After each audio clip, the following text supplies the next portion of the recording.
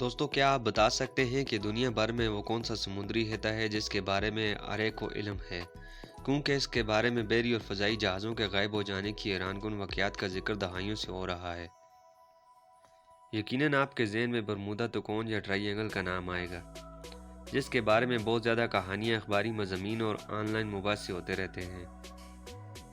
ऐसा कहा जाता है कि 50 से ज़ायद बहरी जहाज़ जबकि 20 त्यारे यहाँ गायब हो चुके हैं, जिनका मलबा या सुराग नहीं मिल सका।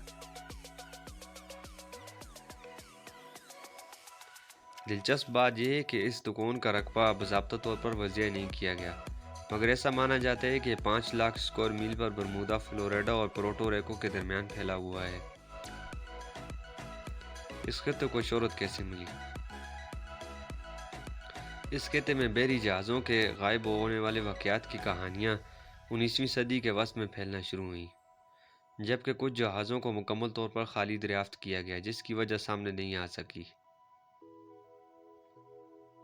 मगर इसको शोहरत दिसंबर सन 1945 में उस वक्त मिली थी जब अमेरिकी बैरिया की फ़्लाइट 19 जो बमबार त्यारों पर मुश्तमिल थी, अटलांटिक में ममूल के मिशन पर निकली और गायब हो गई।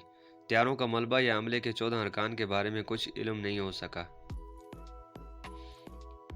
लोगों के तजस्सुस में मज़ीद उस वक्त इजाफा हुआ जब ये रिपोर्ट सामने आई कि इस फ़्लाइट मिशन को ढूंढने वाले त्यारों में से भी एक त्यारा गायब हो गया। दिलचस्प बात यह है कि अमेरिकी बैरिया का यूएसएस साइक्लोप भी इसी खित्ते में सन 1918 में गुम हो गया था, जिसका सुराग नहीं मिला, मगर उस वक्त लोगों ने ज़्यादा तवज्जो नहीं दी थी, हालांकि इसके साथ 300 अफराद भी गायब हो गए थे।